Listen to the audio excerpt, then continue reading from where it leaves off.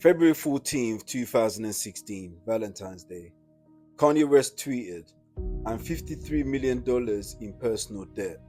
He followed it up with a request to Mark Zuckerberg and Larry Page to invest $1 billion in his ideas. 5 years later, Forbes declared him a billionaire. His empire was valued at over $2 billion.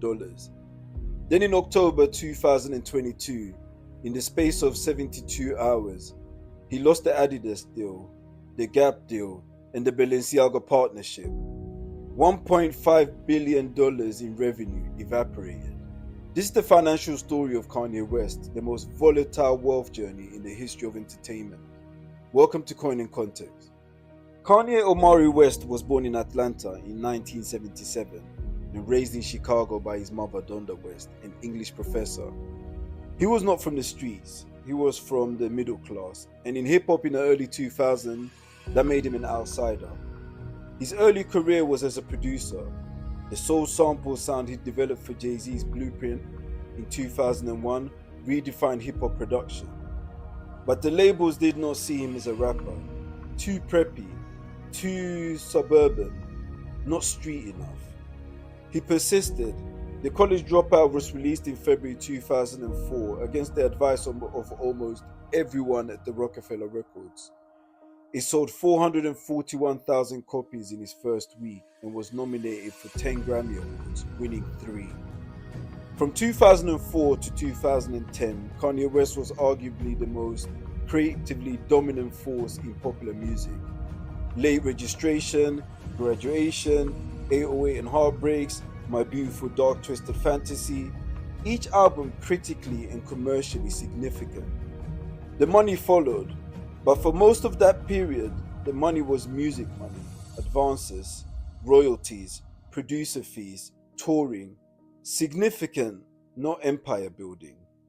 In October 2022, Kanye West made a series of public anti-Semitic statements. In interviews on social media and in Paris Fashion Week appearances where he wore a White Lives Matter t-shirt. The commercial response was swift, coordinated and catastrophic. October the 3rd, Adidas placed the partnership under review.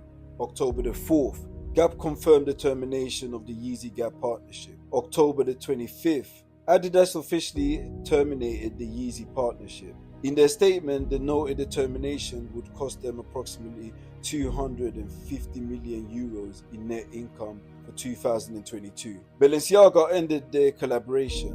Foot Locker stopped ordering Yeezy products. CAA dropped him as a client. His talent agency MRC dropped a completed documentary. Def Jam, his record label, ended this relationship. In the financial press, the number quoted repeatedly was $1.5 billion, the annual revenue that had been generating his billion-dollar status. Gone. Within 72 hours, by most estimates, Kanye West had lost more money faster than almost any private individual in modern commercial history. After the Adidas termination, Adidas found itself holding a significant inventory of Yeezy products it could not initially sell because the brand was now toxic. The commercial and ethical tension was genuine. Destroying the inventory would have cost hundreds of millions. Selling it would generate revenue, partly shared with Kanye. Adidas ultimately announced it would sell the inventory, with a portion of the proceedings going to anti-discrimination organizations. Kanye's legal team confirmed he received royalties on the sold inventory, generating an estimated $437 million in sale, with Kanye's cut a fraction of that figure. His remaining asset, the Yeezy brand IP itself, which retained value independent of Adidas deal. His music catalog and production royalties, Wyoming ranch and other real estate. His net worth post-collapse was estimated by Forbes at approximately $400 million.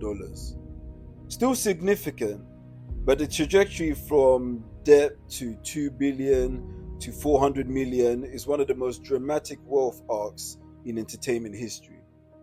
The fundamental financial lesson in Kanye West's story is about concentration risk. At the peak of his wealth, the vast majority of his $2 billion net worth was concentrated in a single revenue source, the Adidas partnership. When that partnership ended, for whatever reason, the wealth evaporated in proportion. This is not a problem unique to Kanye West. It is the central vulnerability of almost all celebrity brand wealth. The brand is the asset. When the brand is compromised, the asset disappears. The contrast with someone like Jay-Z, who has systematically diversified across alcohol, streaming, sports agency, and real estate, in addition to music, is instructive. Jay-Z's wealth is not dependent on one single brand relationship remaining intact. Real financial resilience comes from multiple uncorrelated income streams. When one fails, the others continue. Kanye West built a spectacular empire on a single foundation. When that foundation cracked, the empire fell. Whatever your views on the statements that led to the collapse and the moral and social dimensions of this story are real and significant, the financial mechanisms are clear.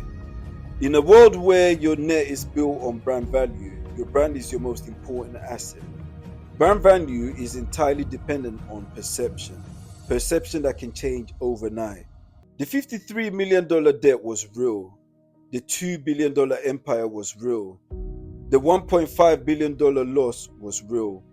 All three of these things are true simultaneously, and together they tell a story about the extraordinary fragility of wealth built on reputation rather than hard assets. Diversify. Build assets that generate income without requiring you to be liked. Separate your personal identity from your commercial one, wherever possible. That is the financial lesson of this story. This is Coin in Context. Follow the money and subscribe. By 2016, Kanye had made a series of expensive bets. Fashion. His early Yeezy clothing line had launched to critical attention but commercial losses. Stage production. His touring operations were renowned for their cost and scale. Creative projects across film, architecture, and design that generate costs rather than revenues. The $53 million debt figure publicly declared on Twitter was presented as a call for investment. Whether it was an accurate figure, a strategic exaggeration, or a mental health communication during what was, by his own subsequent admission, a difficult personal period is debated. What it did was shift the public perception of Kanye from artist to financially distressed visionary. And crucially, it set up the comeback story that followed. The Yeezy and Adidas partnership was signed in 2013. He launched the public in 2015 with the Yeezy Boot 750. The resale market responded immediately. Shoes retailing at $350 were selling for over $1,000 within hours of release. The scarcity model was intentional. Limited drops, unpredictable release schedules. The business model extracted maximum premium from maximum desire. By 2021, the Yeezy and Adidas partnership was generating an estimated $1.5 billion in annual revenue. Kanye's deal gave him a royalty on every sale, estimated between 11 and 15%. On 1.5 billion, that is between 165 million and $225 million per year. Forbes declared him a billionaire in April 2021. The valuation was driven primarily by the Yeezy brand, both the Adidas partnership and the independent Yeezy apparel line. He had gone from $53 million in debt to $2 billion empire in 5 years. In entertainment terms, this is almost unprecedented.